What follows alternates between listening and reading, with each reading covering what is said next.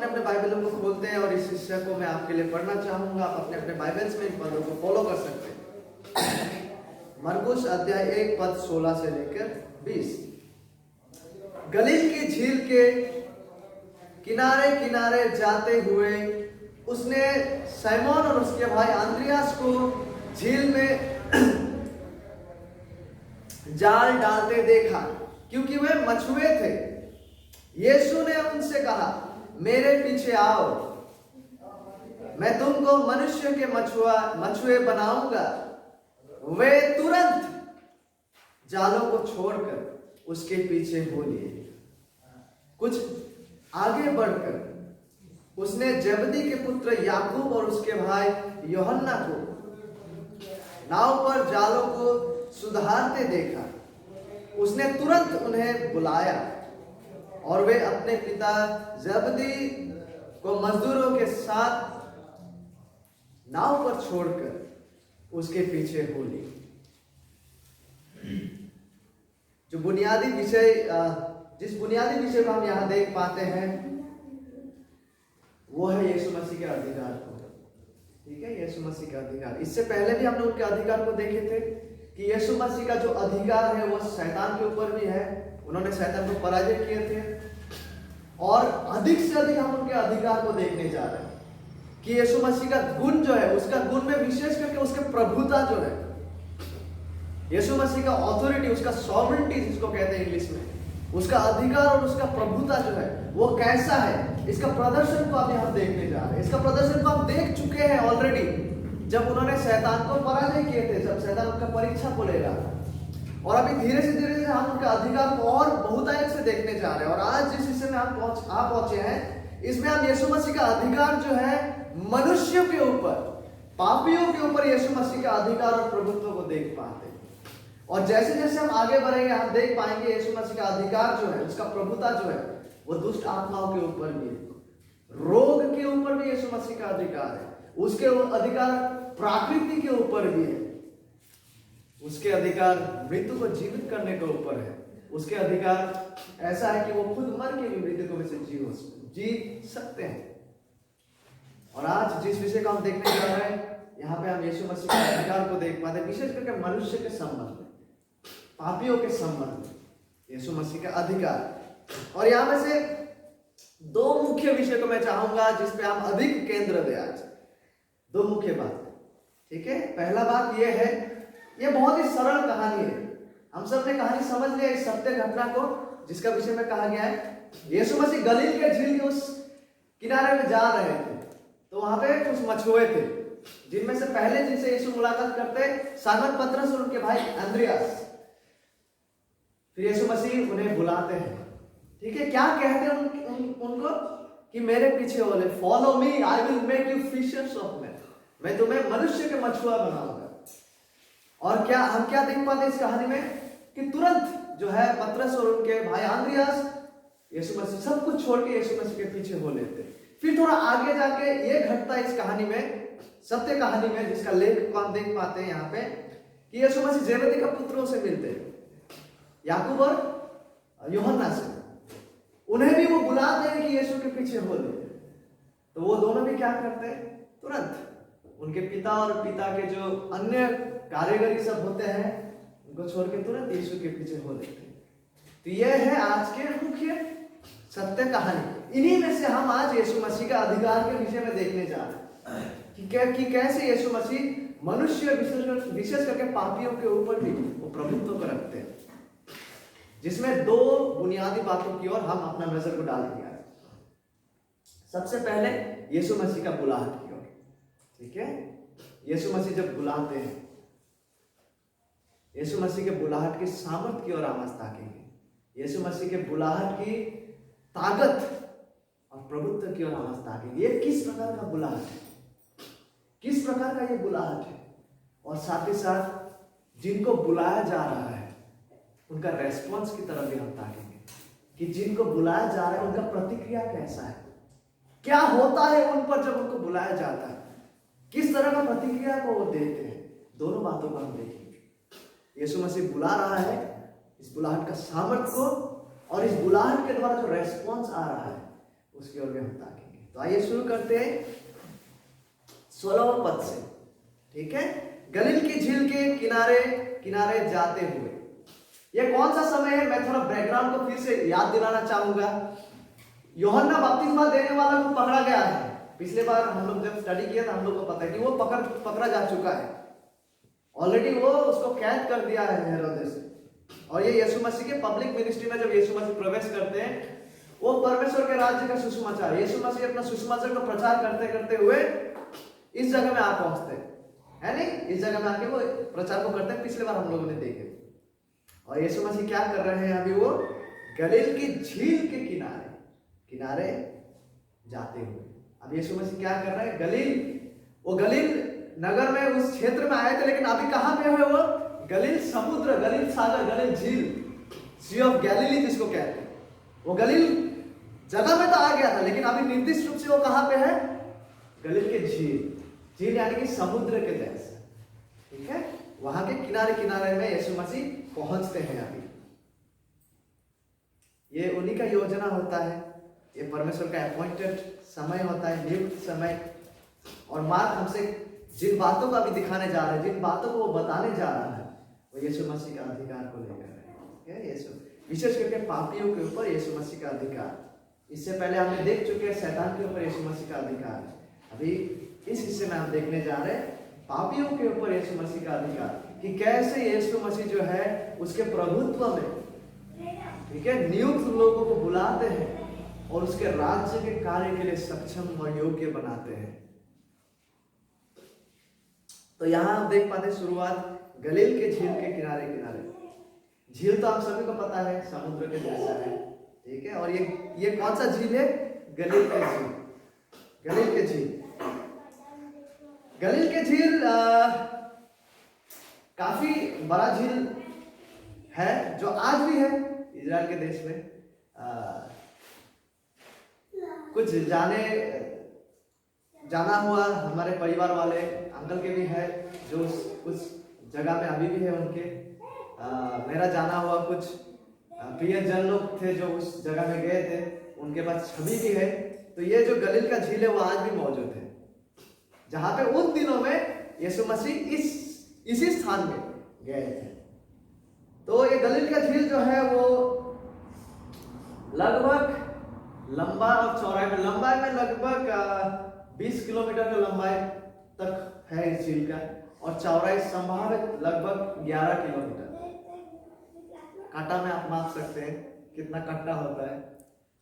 ठीक है, तो ये 20 किलोमीटर लंबाई और लगभग 11 किलोमीटर की चौड़ाई में ये झील जो है उतना बड़ा क्षेत्र को लेकर है। तो ये झील को जो है वो तिबेरियस का झील या तिबेरियस का समुद्र भी कहा जाता है। तो यहाँ पे जब यीशु मसीह जाते हैं, देखिए यहाँ पे क्या होता है। उसने सैमोन और उसके भाई आंद्रियास को झील में जाल डालते देखा, क्योंकि वे मछुए थे। यीशु मसीह जब झील की ओर किनारे किनारे जाता है, कौन कौन वहां पे? सिमोन, जिसको पतरस के नाम से हम जानते हैं, और उसके भाई आंद्रियास से मुलाकात होता है। तो यहाँ जो है यीशु मसीह और सिमोन पतरस लोगों का पहला मुलाकात नहीं है। ठीक है, ये पहला मुलाकात नहीं है। इससे पहले भी वो मिल चुके हैं। कब मिल चुके हैं? जब यूहन्ना बपतिस्मा देने वाले को पकड़ा नहीं गया था। एक समय ऐसा था जब यूहन्ना बपतिस्मा देने वाले ने पतरस और उनको बताया था, क्या बताया था? वो देखो परमेश्वर का मेमना। यूहन्ना का सुसमाचार में जब हम पढ़ते हैं, हम देख पाते वहां पे यीशु मसीह और पतरस लोगों का मुलाकात इससे पहले हो चुका है। जब पतरस लोगों ने यीशु मसीह जहां रहते हैं वहां भी वह जाके उनके साथ समय बिताए थे। तो ये वो सैमन पतरस और उनके भाई आंद्रियास का बात किया जा रहा है, जिनसे यीशु मसीह का पहले भी मुलाकात हो चुका है। और वो लोग क्या कर रहे थे? वो लोग यहाँ पे मार्कुस कहते हैं पतरस और आंद्रियास क्या कर रहे थे? झील में वो लोग जाल डालते देखे। यीशु मसीह देखते कि वो लोग जाल डाल रहे हैं, क्योंकि वे मछुए थे। पेशे में वो लोग क्या थे? मछुए। वो लोग जाल डाल रहे थे। तो हमें से शायद लगभग सभी ने देखा होगा कि कैसे जाल डाला जाता है, नदियों में भी हमने देखे होंगे। तो उसी तरह का चित्रण को आप यहाँ देख पाते कि वो लोग किस प्रकार से उन दिनों में जाल को डालते थे, फेंकते थे, और किस तरह से मछली को वो लोग जब जाल में फंसता है उसको रस्सी से टांग के वो नाव में वो लाते थे। तो उसी प्रकार से साइमन पतरस लोग जो थे, उसका भाई अंद्रियास, वो मछुए थे, दे वर फिशरमैन। और जिस क्षेत्र में वो लोग मछली को मछुए थे या मछली को पकड़ते थे, गलील के जो झील है वो बहुत ही विख्यात झील हुआ करता था, विशेष करके क्योंकि वहां पे मछली का पकड़ा जाने की वजह से वहां पे ये जो मछली का व्यवसाय है वो बहुत ही प्रसिद्ध था उन दिनों में, बहुत ही ज्यादा प्रसिद्ध। और ये इसलिए भी था क्योंकि मछली जो है ना वो बहुत ही महत्वपूर्ण आहार हुआ करता था, और है मछली खाना बहुत ही एक महत्वपूर्ण आहार हुआ करता था। जैसा हम हमारे यहाँ पे जो भी कुछ मांस वगैरह मिलता है, जो भी है, हम जो खाने लायक हो उन्हें खरीद के खाते, उसी तरह से उस जगह में उन दिनों में विशेष करके लोग मछली खाया करते थे, और इस जगह से मछली का काफी व्यवसाय भी हुआ करता था। और ये झील में जैसे हम लोग जब बस से जाते हैं, बस का स्टॉप होता है, बस स्टैंड होता है जगह जगह में, और कोई बड़ा सा बस स्टैंड होता है जहाँ बस रुकते हैं, लोग चढ़ते उतरते हैं, उसी तरह से झील में उतरने के लिए भी जो जगह होते हैं जहाँ पे नाव को रखा जाता है बांध कर, जहाँ से मछुए लोग उठते हैं, दूसरे लोग चढ़ते हैं, उसको बंदरगाह कहते हैं, हार्बर। तो इस झील में कम से कम 16 ऐसा, जैसा बस स्टॉप होता है वैसा नाव स्टॉप बंदरगाह कम से कम 16 हुआ करता था, और जिनमें 100 से या उससे भी अधिक नावें जो है बंदरगाह में प्रचलित हुआ करता था। तो आप समझ ही पाते हैं कि किस तरह का व्यवसाय वहां पे उन दिनों में होता है, विशेष करके गलील का झील में। और उसी क्षेत्र में हमारे पतरस और उसके भाई अंद्रियास भी मछुए थे। और कई बार हम ऐसा सोच सकते हैं कि पतरस लोग जो है, कई बार हम ऐसा सोच सकते हैं वे लोग बहुत ही गरीब और कंगाल आदमी हुआ करता था, वो ऐसा भी नहीं है। पतरस का जो है उसका अपना घर है, घर हुआ करता था, आज भी वो मौजूद है, हालांकि आज कोई रहता नहीं है कफरनहूम के शहर में, ठीक है। The house where Peter resided is still there today. हालांकि वो वीरान बंजर पड़ा हुआ है कफरनहूम में, आज भी कफरनहूम का शहर में अंकल का बेटा अगर कभी जाए तो वहां से तस्वीर भेजे, आज भी पतरस जहां रहा करता था, that place is still there today. कोई रहता नहीं हालांकि, लेकिन उसका अपना घर हुआ करता था। तो आज आप सोच अंदाजा लगा सकते हैं कि मछुआ होने के बावजूद, ये व्यवसाय में रहने के बावजूद, पीटर वाज एटलीस्ट उतना मतलब कंगालियत का हालत में वो नहीं थे, ठीक ठाक उसका आमदनी चल रहा था, ठीक है। तो यहाँ पे इस झील में जब ये मछुए पतरस उनके भाई मछली पकड़ रहे हैं, इस तरह का क्षेत्र, इस माहौल, इस परिवेश में यीशु मसीह वहां आ पहुंचते इस नियुक्त समय में। और यीशु मसीह क्या कहते हैं पतरस लोगों के पास आकर? 17 पद हमसे कहता है, पतरस, यहाँ पे हम देख पाते हैं पतरस लोगों से यीशु क्या कह रहा है। यीशु ने उनसे कहा, और ये बातें बहुत ही महत्वपूर्ण है, ये बुलाहट जो है, इस बुलाहट का सच्चाई को हम संपूर्ण बाइबल में देख पाते हैं। यीशु मसीह कहते हैं, मेरे पीछे आओ, मैं तुमको मनुष्य के मछुए बनाऊंगा। मेरे पीछे आओ, मैं तुम्हें मनुष्य के मछुए बनाऊंगा, यानी मनुष्य पकड़ने वाला मछुआरे बनाऊंगा। I will make you fishers of man, follow me. Yeshu Masih जिस बात को यहां कर रहा है, जिस बुलावा के द्वारा वो बुला रहा है, ऐसा नहीं कि यीशु मसीह कोई सलाह दे रहा है, यीशु मसीह कोई राय प्रदान कर रहा है ना, यीशु मसीह आदेश दे रहा है। This is a command. Yeshu Masih आदेश दे रहा है कि वे लोग यीशु मसीह के पीछे हो ले, क्योंकि यीशु मसीह उन्हें मनुष्य के मछुए बनाएंगे। और इस बुलाहट में यीशु मसीह जो जिन बातों को यहाँ पर कर रहा है, ये बातों को यीशु मसीह कोई गलतफहमी से नहीं कर रहा है। ये बातें जो है चलो मिस्टेकली यीशु मसीह के मुंह से निकल जा रहा है, वो नहीं है। ना ही ये कोई राय है, ना ही कोई ये सलाह है, ना ही ये बातें जो है, इस तरह का बुलाहट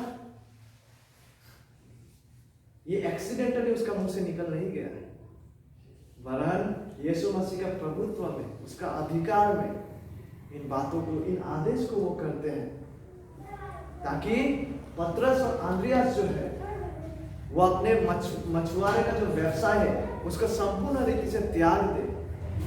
ठीक है, यीशु मसीह आदेश देते ताकि वे लोग संपूर्ण रूप से उसे त्याग दे, उसका करियर को वो त्याग दे और यीशु मसीह के पीछे संपूर्ण रूप से बोले सेवकाई में।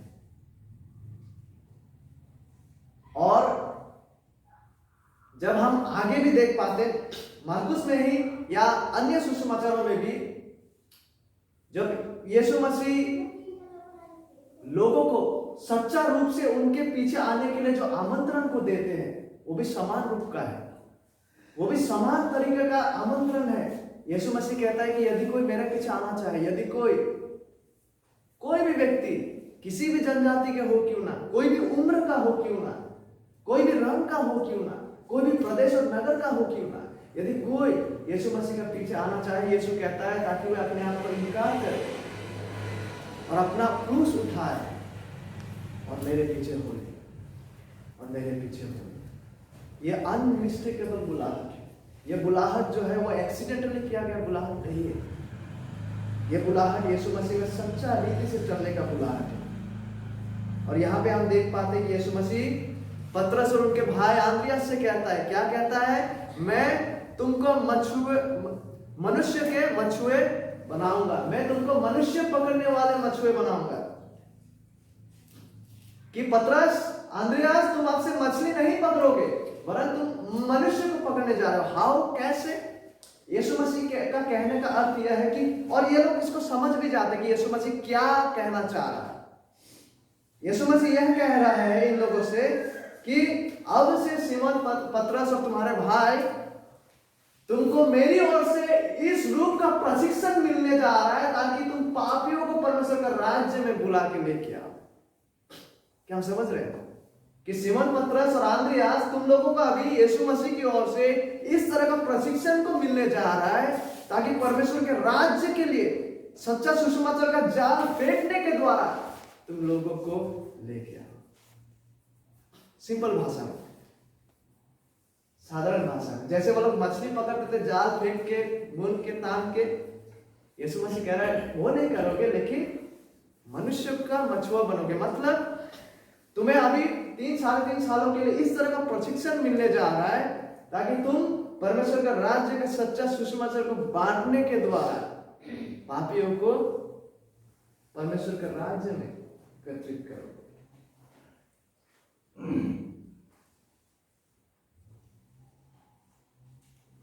यह है यीशु मसीह का बुलाहट, यह है यीशु मसीह का आदेश। अब जरा सोचिए, क्या यीशु मसीह का बुलावा में इतना दम है?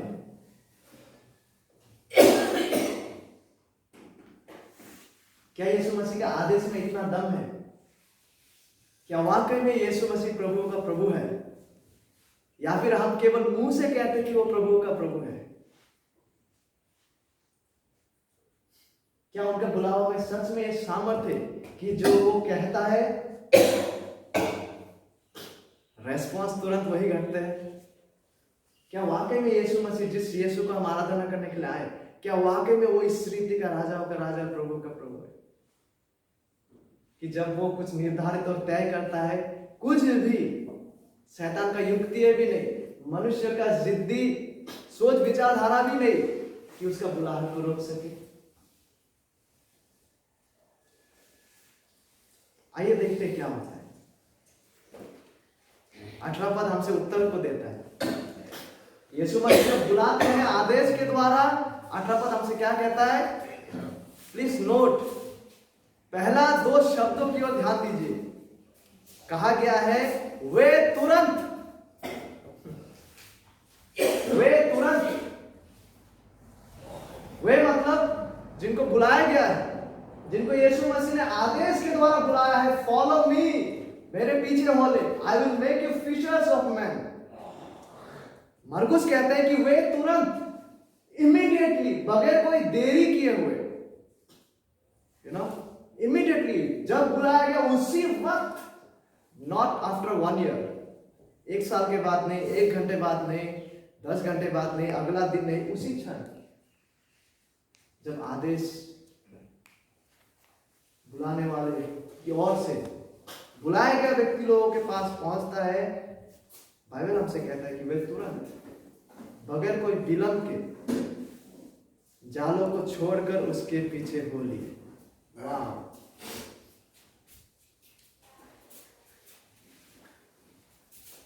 वे तुरंत जालों को छोड़कर उसके पीछे हो लिए।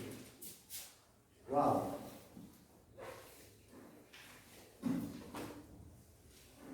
यीशु मसीह ने अधिकार से, उनके प्रभुत्व से जिन बुलाहट के द्वारा बुलाया, जिस आदेश के द्वारा बुलाया, क्या हम देख पा रहे हैं उसका प्रतिक्रिया को? Are we seeing the response? वे तुरंत, और इन पदों में जब हम देखते हैं 2 बार बुलाया जाता है और 2 इसका प्रतिक्रिया हम देख पाते हैं, और दोनों ही तुरंत घटते, दोनों ही तुरंत घटते। 2 बार बुलाया जाता है इसी रूप से, आदेश के द्वारा, और इसका रेस्पॉन्स जो है वो तुरंत घटते, तुरंत घटते, इमीडिएटली। उन लोगों ने अपना जाल, जो व्यवसाय थे, जो वो कर रहे थे, सब कुछ छोड़ के यीशु मसीह के पीछे हो गए, यीशु मसीह के पीछे हो गए। जिस कार्य के लिए यीशु मसीह ने उन्हें बुलाए थे, जो बात कहकर यीशु मसीह ने उन्हें बुलाया था, उनके पीछे हो लेने के लिए, इसी इमीडिएटली वो बातें हो रहा है। इससे हम यीशु मसीह के सामर्थ्य के बारे में क्या अंदाजा लगा सकते हैं? इससे हम यीशु मसीह का अधिकार के बारे में क्या अंदाजा लगा सकते हैं? अंदाजा तो छोड़िए, सच की बात है। इट्स नॉट जस्ट अनुमान करना, बट इट्स ए रियलिटी। ये वास्तविक है, ये वास्तविक है। यीशु ने जो कहा करने के लिए, हम वहां पे रेस्पॉन्स देख पाते कि वे तुरंत जालों को छोड़कर उसके पीछे हो लिए, क्योंकि यीशु ने ही कहा कि वे उनके पीछे हो लिए। This is the absolute authority of Jesus Christ. Yeshu Masih का सिद्ध संपूर्ण अधिकार और प्रभुत्व को हम देख पाते हैं मनुष्य के जीवन के ऊपर। यह एक ऐसा बुलाहट है, यीशु मसीह का बुलावा एक ऐसा बुलाहट है जो इस प्रकार का बुलाहट है, प्रभावशाली बुलाहट। ये इस प्रकार का बुलाहट है कि जब इस प्रकार का बुलाहट से बुलाया जाता है तो परमेश्वर की ओर से ऐसा सामर्थ वहां पे जाता है कि परमेश्वर सक्षम बनाते हैं कि इस बुलाहट के प्रति सटीक प्रतिक्रिया दिया जा सके।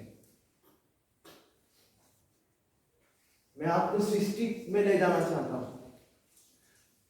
सृष्टि में याद है, बाइबल से कहता है कि कुछ भी चीजें, जब हम नया नियम में भी पढ़ते हैं, कुछ भी चीजें जो यूहन्ना सुसमाचार 1 अध्याय में जो कभी सृष्टि किया गया वो बगैर यीशु मसीह के नहीं सृजा गया। तो हम यह तो जानते हैं कि सृष्टि में भी यीशु मसीह था। जब हम सृष्टि में जाते हैं, हम क्या देख पाते हैं? कि हम समान अधिकार तो नहीं देखते वहां पे।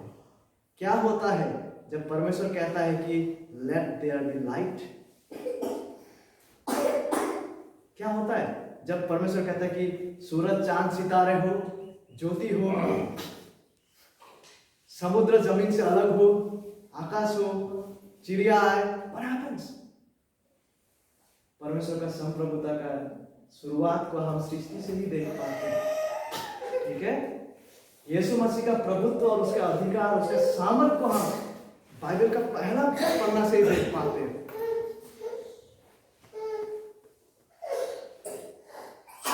और यीशु मसीह का प्रभुत्व और अधिकार मानिए बाइबल का हर पृष्ठ में आप देख पाएंगे। The absolute sovereignty of God, Christ।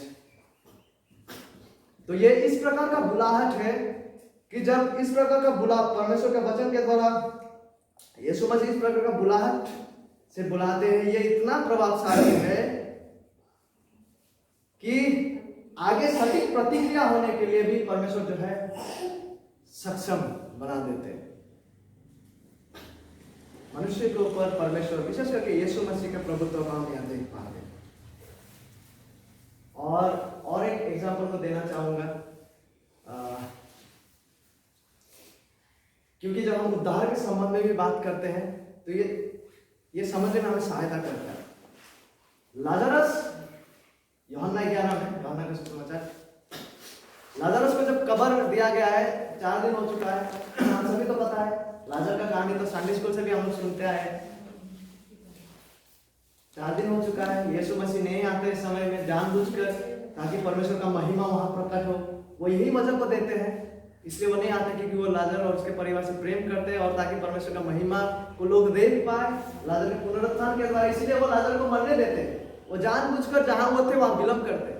लेकिन यीशु मसीह जब पहुंचते वहां पे, 4 दिन बीत चुका है, और लाजर के कब्र के सामने जब वो खड़ा होते हैं,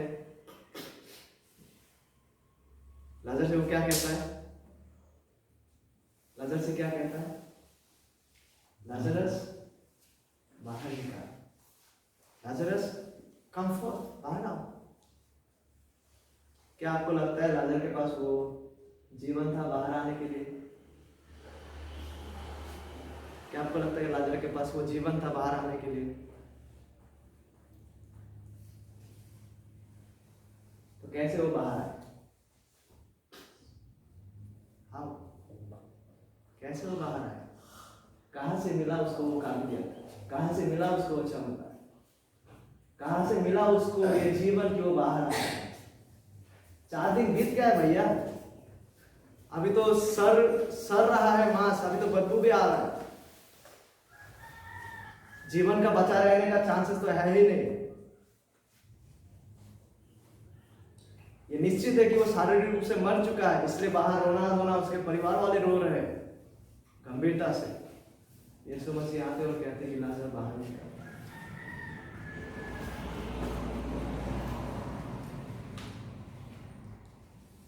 यही दृश्य को हम वहां देख पाते हैं, यही दृश्य जिसको हम सृष्टि में देख पाते हैं, उसी अधिकार को हम यहाँ देख पाते, लाजर में भी देख पाते।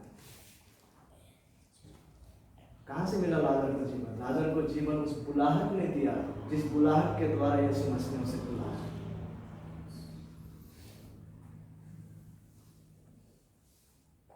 सूरज चांद तारे तब उपस्थित हुआ जब उसको उपस्थित करने वाले ने बुलाया कि वो उपस्थित हो। कह रहे ना जी,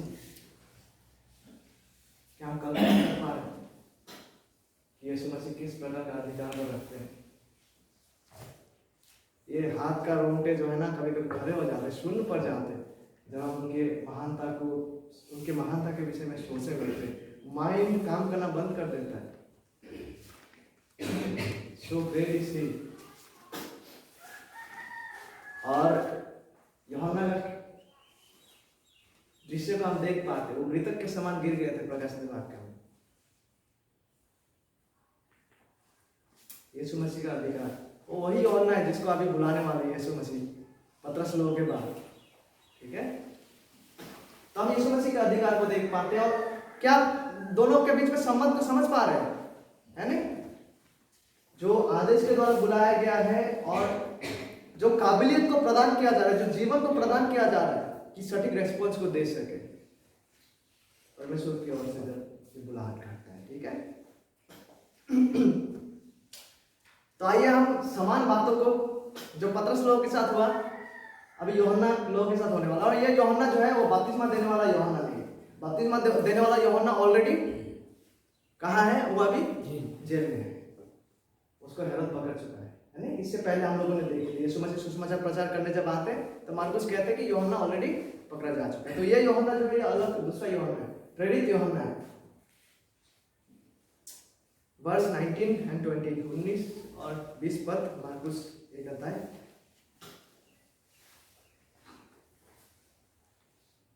कुछ आगे बढ़कर उसने जबदी के पुत्र याकूब और उसके भाई यूहन्ना को नाव पर जालों को सुधारते देखा।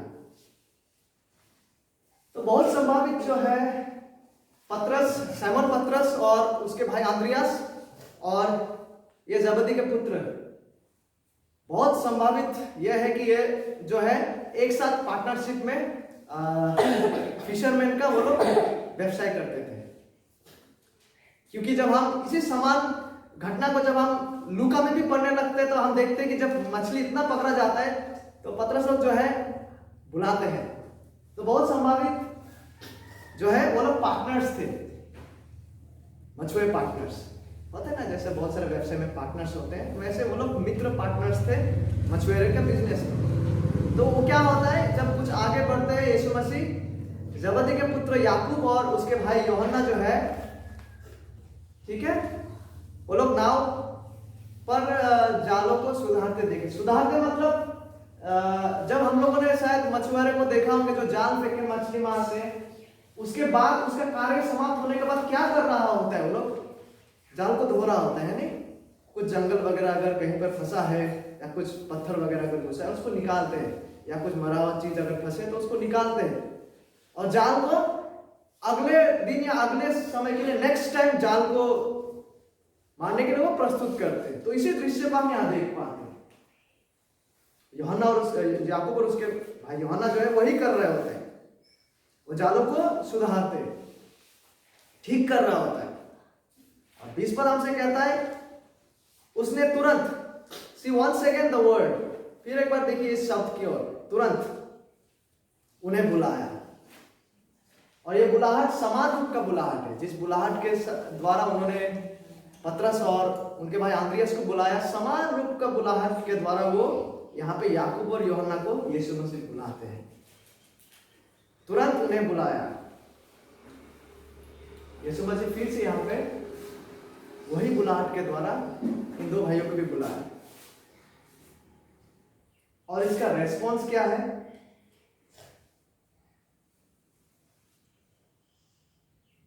और वे अपने पिता जबदी को मजदूरों के साथ नाव पर छोड़कर उनके पीछे हो लिए।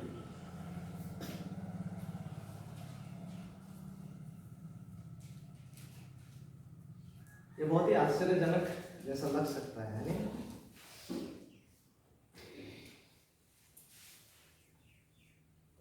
और जब हम अन्य शिष्यों के साथ भी देखते हैं, हम देख पाते हैं कि समान रूप का बुलाहट के द्वारा यीशु मसीह जो है बुलाते हैं। और यहाँ तक कि उद्धार में भी जो हम देखते हैं, क्योंकि यदि आपको याद होगा, सबसे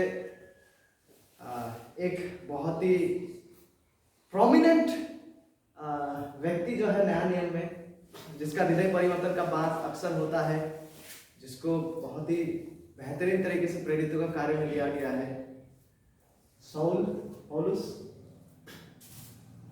उनको भी क्या होता है, वो कुछ और ही मकसद से जा रहा होता है, लेकिन यीशु मसीह उनसे भी मिलते हैं, उनको भी समान रूप से बुलाहट के द्वारा जो है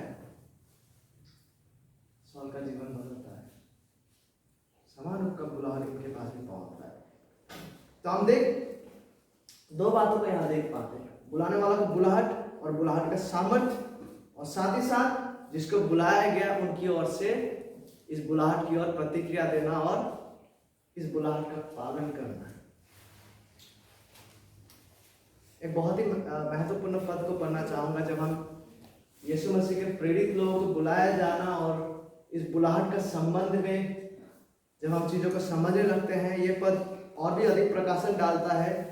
यूहन्ना का सुसमाचार में हम आते हैं, ये वही यूहन्ना है जिसका बुलाया जा रहा है, ठीक है, द सेम जॉन जो मसीह का जाल को जो है वो ठीक कर रहा होता है, यीशु मसीह बुलाते हैं। वो यूहन्ना आगे क्या कहते हैं यूहन्ना का सुसमाचार में, आइए हम पढ़ते हैं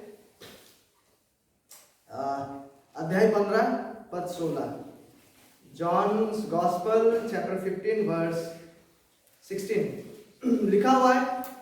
यीशु मसीह इन बातों को कर रहा है, यीशु मसीह अपने शिष्यों, विशेष करके अपने प्रेरितों से इन बातों को कर रहा है। तुमने मुझे नहीं चुना, परंतु मैंने तुम्हें चुना है और तुम्हें नियुक्त किया कि तुम जाकर फल लाओ और तुम्हारा फल बना रहे, कि तुम मेरे नाम से जो कुछ पिता से मांगो वो तुम्हें दे। ठीक है, यीशु मसीह कहता है, और ये सच है क्योंकि इसी घटना को हम देख भी रहे हैं यहाँ पे, और यूहन्ना इन्हीं बातों को रिकॉर्ड भी कर रहा है। वो कहता है कि तुमने मुझे नहीं चुना, परंतु मैंने तुम्हें चुना और तुम्हें नियुक्त किया कि तुम जाकर फल लाओ और तुम्हारा फल जो है वो बना रहे।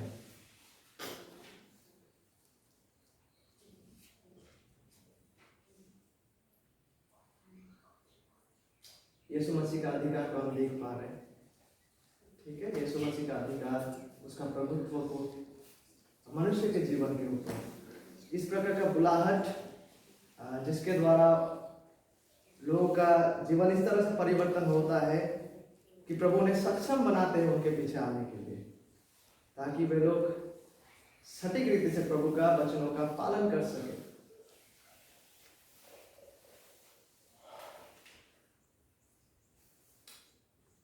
और परमेश्वर का, प्रभु यीशु मसीह का सामर्थ जो है, ये समान सामर्थ जो है, आज तो प्रभु यीशु मसीह हमारे बीच में शारीरिक रूप से उपस्थित नहीं है, लेकिन ये जो समान सामर्थ है उसे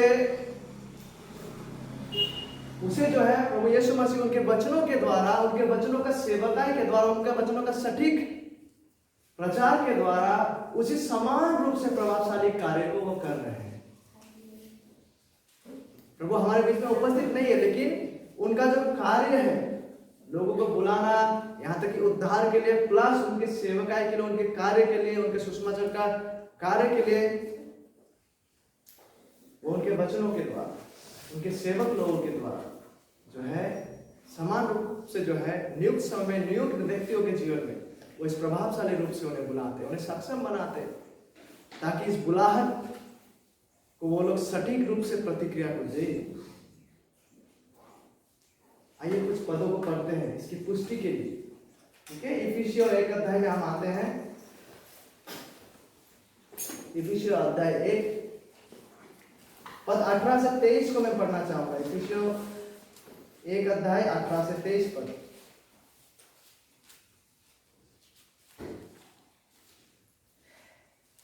लिखा हुआ है 18 पद,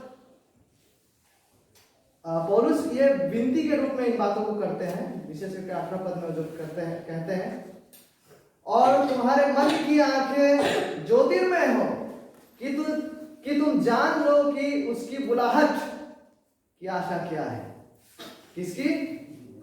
परमेश्वर की, यीशु मसीह की, और पवित्र लोगों में उसकी मीरास, उसकी इनहेरिटेंस, उत्तराधिकारी होना कि महिमा का धन कैसा है। पौलुस विनती करता है कि इफिसियों के लोग इसे जाने, इफिसियों कलीसिया के लोग। 19वां पद, और उसके सामर्थ्य हम में जो विश्वास करते कितने महान है। क्या हम देख पा रहे हैं? गॉड्स पावर, परमेश्वर का, प्रभु यीशु मसीह का सामर्थ जो विश्वास करने वाले का जीवन में है, जो सामर्थ क्रियाशील हुए हैं, कितनी महान है, ताकि वैसे उसे विश्वासी लोग जान सके उसकी शक्ति के प्रभाव के उस कार्य के अनुसार जो उसने मसीह में किया, कि उसको मरे हुओं में से जिलाकर स्वर्गीय स्थानों में अपनी दाहिनी ओर सब प्रकार की प्रधानता और अधिकार और सामर्थ्य और प्रभुता की, और हर एक नाम के ऊपर जो ना केवल इस लोक में पर आने वाले लोक में भी लिया जाएगा, बैठाया। यीशु मसीह का जो अधिकार है, उसका जो प्रभुत्व है, उसका जो सामर्थ्य है, सबके ऊपर है। और पौलुस चाहते हैं कि विश्वासी लोग जो है वो अपने जीवन में जो परमेश्वर का ये जो बुलाहट का जो कार्य हुआ है, जिसका परिणाम हृदय परिवर्तन है, जिसका परिणाम नया जन्म है, प्रभावशाली बुलाहट का जो सामर्थ्य है, ताकि हम लोग इस सत्य को समझने लगे, इसका एहसास हम में हो, विश्वासियों में हो। ये चाहत के साथ, इस विनती के साथ इन बातों को करते हैं। और 22 पद हमसे कहता है, इफिसियों 1 अध्याय, और सब कुछ उसके पांव तले कर दिया, यीशु मसीह के पांव तले, यीशु मसीह के प्रभुत्व के अधीन, और उसे सब वस्तुओं पर शिरोमणि, मतलब सब वस्तुओं का हेड, सिर ठहराकर कलीसिया को दे दिया। यह उसकी देह है और उसकी परिपूर्णता है, जो सब में सब कुछ पूर्ण करता है। यह परमेश्वर का वचन है, यह परमेश्वर का वचन है। जिस यीशु मसीह ने शैतान को उस जंगल में, जब शैतान परीक्षा लेने को आया था, उसे हराया, उस यीशु मसीह ने पाप के ऊपर भी विजय लाभ किया, शैतान के ऊपर विजय लाभ किया क्रूस पर, यहां तक कि उसका प्रभुता इतना महान है, उसका अधिकार इतना महान है कि वो मनुष्य के ऊपर भी, मनुष्यों की गतिविधियों के ऊपर भी वो प्रभुत्व को रखते हैं। और इस ऐसा बुलाहट के द्वारा वो बुलाते हैं जिसका परिणाम को हम लोगों ने आज देखा। आज्ञाकारिता, ओबीडियंस उस बुलाहट के प्रति। और यीशु मसीह आज हमारे बीच में शारीरिक रूप से उपस्थित नहीं, लेकिन इसी कार्य को जब हम पौलुस का पत्री को पढ़ते, पौलुस कहता है कि उसका विनती यह है कि हमारा आंख ज्योतिर्मय हो, कि परमेश्वर हमारा आंखों को खोले, हमारा मन की आंखों को खोले, हमें समझ दे ताकि हम किन बातों को समझ सके, ताकि हम जान सके, हम देख सके वचनों के द्वारा यीशु मसीह का सामर्थ, उसका अधिकार को, विशेष करके जो विश्वास करते उनके जीवन में किस रूप से इस सामर्थ्य ने कार्य किया है।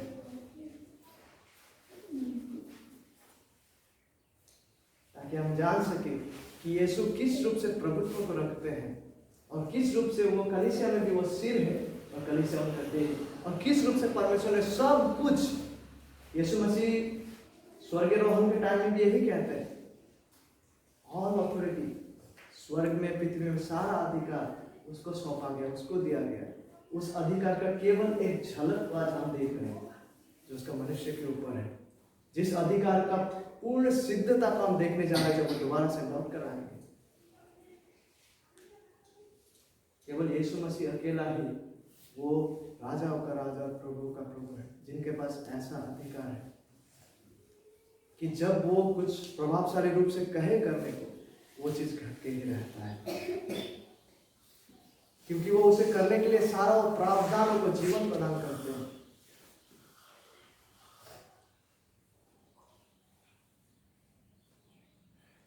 इन सब बातों को मद्देनजर रखते हुए दो बातों को लाके आज समाप्त करना चाहूंगा। सबसे पहले, जिस बुलाहट के द्वारा परमेश्वर लोगों को उद्धार प्रदान करते हैं, बुलाहट उनके वचनों के द्वारा,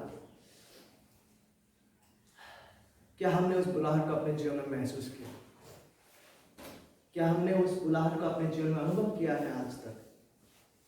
जिस बुलाहट का परिणाम ऐसा रहा कि मेरा जीवन बदल गया, जिस बुलाहट का परिणाम ऐसा है कि मैं नया सृष्टि बन गया, जिस बुलाहट का परिणाम ऐसा है कि मुझ में नया जन्म आ गया, जिस बुलाहट का परिणाम ऐसा है कि मैं परमेश्वर का वचनों के प्रति आज्ञाकारी बन गया,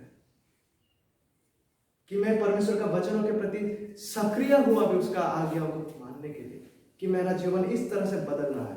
हमें कैसा पता चलेगा कि हमने वाकई में वो बुलाहट प्रवेश किया है, हमारा जीवन वाकई में उस रीति से बदला है? हम अब परमेश्वर के वचनों के प्रति सक्रिय हो जाएंगे, उनका वचनों को पालन करने के लिए हमें वो इच्छा होगा, प्रभु का दया में वो सामर्थ, वो सारा प्रावधान होगा कि हम उसके पीछे विश्वसनीयता से चल सके। सवाल यह है कि क्या हमें वो बुलाहट प्रवेश किया है? जब वचनों का प्रचार किया जा रहा था, जब वचनों को बांटा जा रहा था, यहाँ पे या कहीं और सच्चा रीति से इतने सालों तक, या जब हम खुद वचनों को पढ़ रहे थे, प्रभु का बातों को मनन कर रहे थे, क्या हमने उस बुलाहट का अनुभव किया अपने जीवन में? जो बुलाहट प्रभावशाली है, जिस बुलाहट के द्वारा जब मुझे बुलाया गया मन फिराओ, मैं दूसरा और कुछ कर ही नहीं सका बगैर मन फिराने के। वो पाप जो मेरे जीवन में इतने सालों से मुझे पकड़े हुए थे, प्रभु के दया में मैं वहां से मन फेरने में सक्षम था। क्या ये हमारे जीवन का वास्तविकता है?